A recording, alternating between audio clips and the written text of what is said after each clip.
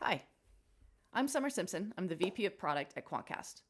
Today, I'm going to talk about digital journalism within the context of the free and open internet and how we got to where we are today. I'm really excited to be at MadFest London, and I hope what I have to say really resonates with you. So, first, before we get going, a little bit about me and why I care so deeply about the convergence of digital with the fourth estate, right? So, the news and content that serves as a check and balance on our government and our society. It's a critical role. I grew up loving technology. I started coding when I was 11 because there was just something kind of magical about random letters and numbers that could make things happen on a screen. And I also really loved to irritate my sixth grade teacher. Um, I come from a journalism background. From an early age, I was really obsessed with the idea of the fourth estate. I ran an underground newspaper in high school, launched a musical and arts magazine in college, and then went on to photojournalism school and built my newspaper's first website in 1994. Free and open access to news and information is in my blood, and it really fuels me. And being able to leverage technology to expand and protect the impact of journalism is why I wake up every morning and go to work. But while the internet is a place for the open expression of ideas, let's start by establishing a fundamental truth.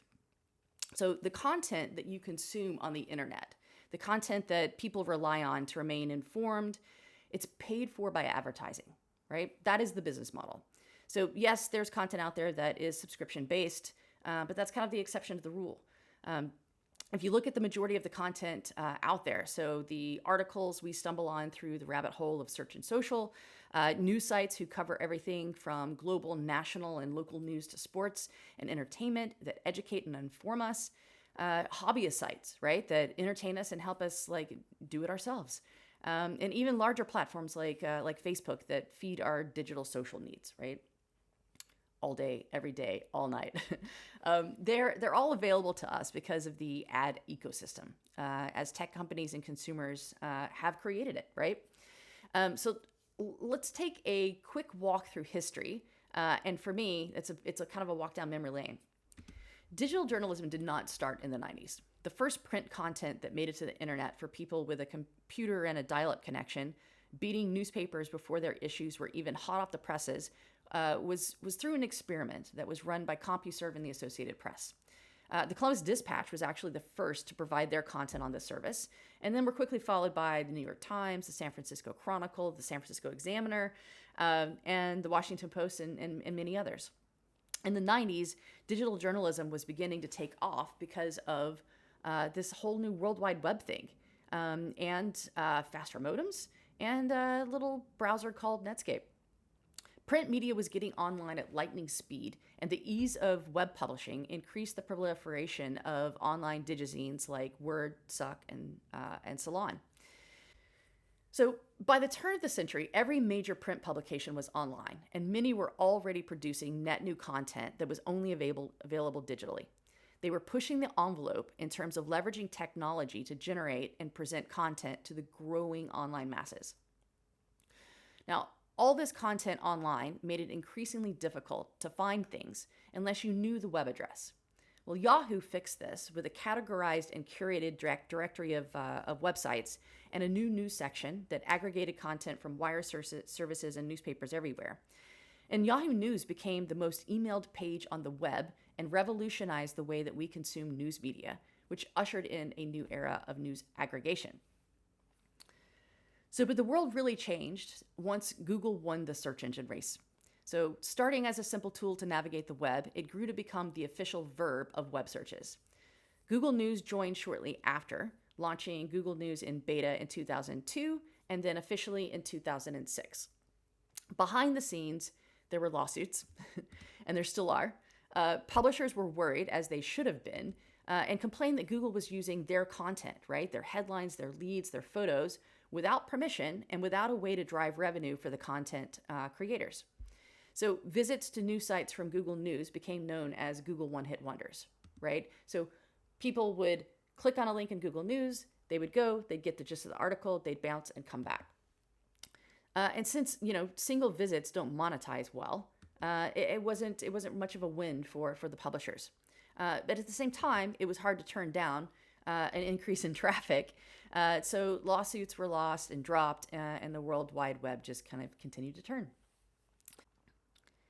Now we're moving on to the short period from 2005 to 2007. This was a flurry of content production and clicking, and we saw two major areas of rapid growth. So, first off, blogs had been around since the late 90s on platforms like LiveJournal and Blogger, but didn't really take off until WordPress caught on with the masses in 2005. It was a format that allowed anyone to sign up a website and post content on a regular basis. Bloggers began to take on news stories, and while some were former newspaper journalists, many more were just, fans, experts on different topics, or just regular Joes. And this kind of resulted in a lot of injection of their personal beliefs into their news stories. And without the journalism norms of things like fact-checking and multiple editorial reviews and multiple sources, we began to see the proliferation of content that used to be mostly reserved for the op-ed pages. So like everything else in life, bad sometimes comes with the good. With the ease of creating generalized or republished content, combined with the ease of monetizing it, a new wave of sites emerged. Their superpowers were search and social, leveraging SEO, social sharing to drive traffic to their sites, and constructing headlines paired with images that drove engagement through the roof. Websites like the Huffington Post and BuzzFeed were launched, and they kind of perfected this attention-grabbing content presentation, and basically the proverbial rabbit hole came along with that. This was all well and good until tech figured out how to turn traffic into cash, right? So encouraging this trend were tech companies like Taboola and Outbrain, who created widgets displaying similar content from kind of questionable sources that other content producers could add to their own sites as ad units. And we lovingly referred to these as chumbox ads, creating yet another monetization strategy, but one that encouraged, mostly bad habits, right? People would click these article links and suddenly find themselves on an unrecognizable website, clicking through page after page after page, wondering, if they'd ever get to a point or learn, what did Perez Hilton do this week? During the same period, social was on the rise. As a major fan of tribe.net and a frequent kind of complainer about MySpace, I can firmly state that Facebook was not the first social network, but it did emerge as the victor. In 2006, Facebook opened its doors to anyone 13 years or older with an email address, enabling thousands of people in the US to join a user base of what had been just college students. And they could come in and create their own social networks through friend invites and pet and kid posts. And a key piece of this was the launch of the Facebook newsfeed. And this created a stream of content that was shareable, right? An addictive stream of content that was shareable. But a quickly growing software company needs to monetize to pay the bills. And what better way to grow revenue than to tap into all that social profile data and make it available for advertisers to target consumers directly, knowing exactly who people are and what they like. So in 2007, Facebook Ads was launched and the first ads appeared in our news feeds.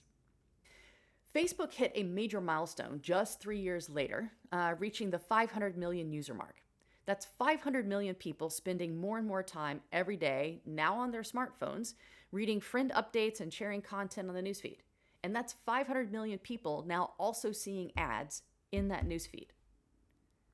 That's bank. So Facebook got the world and the EU's attention in 2013 with the Cambridge Analytica scandal. And this basically exposed the social data of 87 million Facebook users.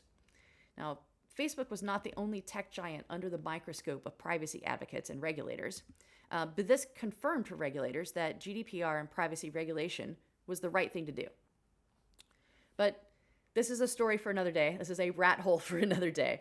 But I want to let's get back to the content. So the whole point of the social thread in this particular story is really one of social bubbles.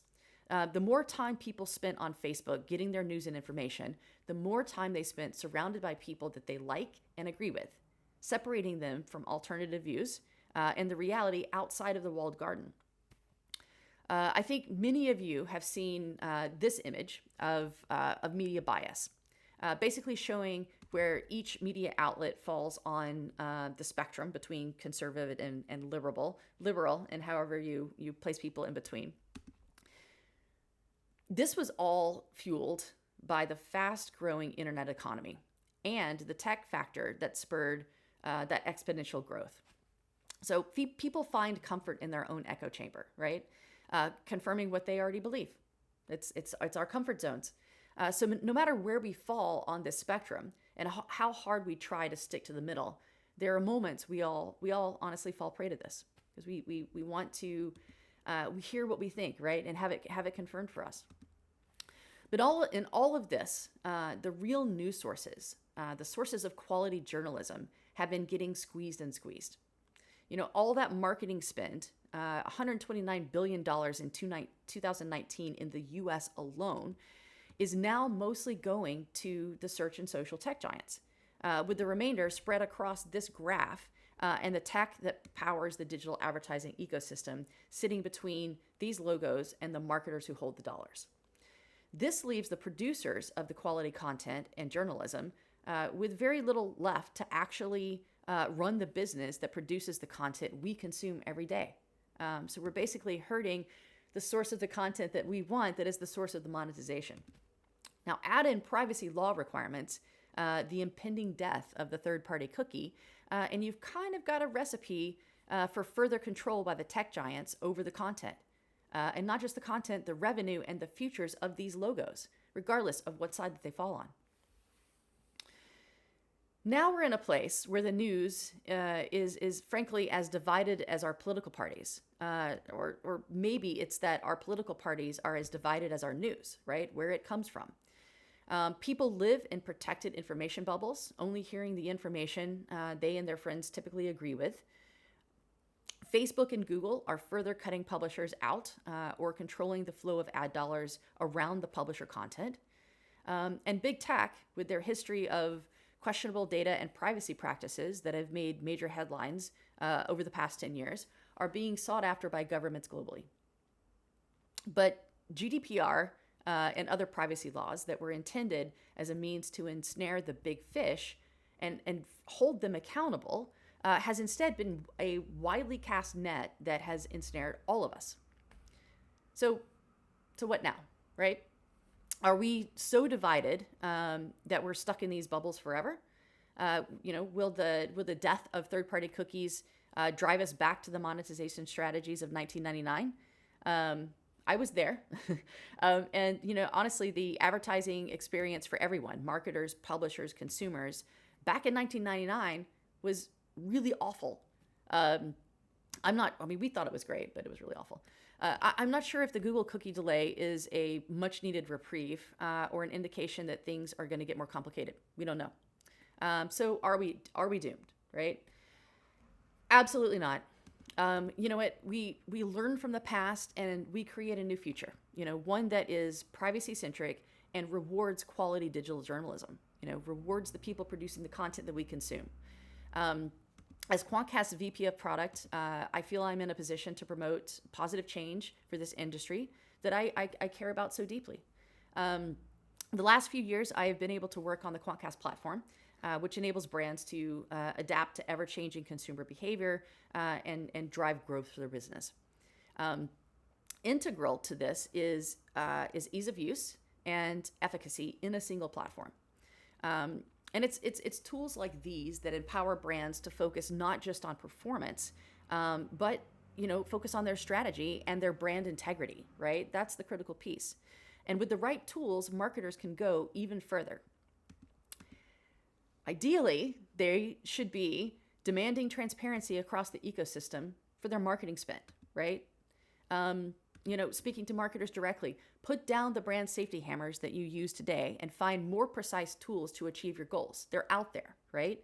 And then that stops blocking the tons of content that these news companies produce and that they're unable to monetize because of this.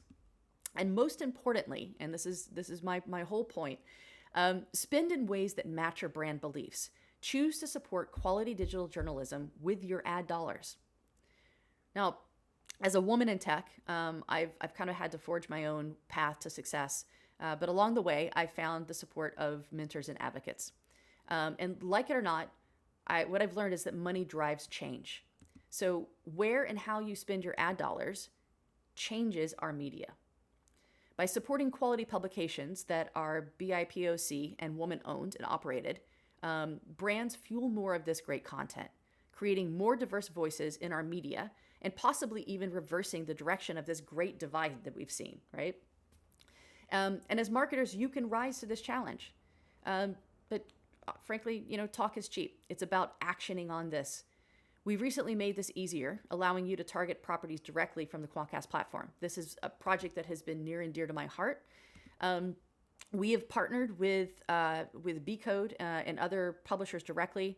Bcode is a private marketplace leader in reaching multicultural audiences and allowing you to align with endemic content.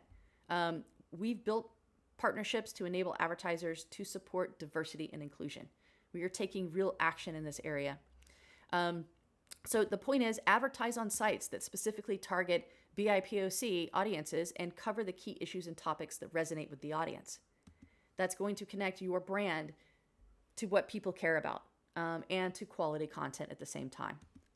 But the important thing is, let's not, as we carry this forward, let's not make this the fad of the moment, right? This needs to be long-term change in our industry.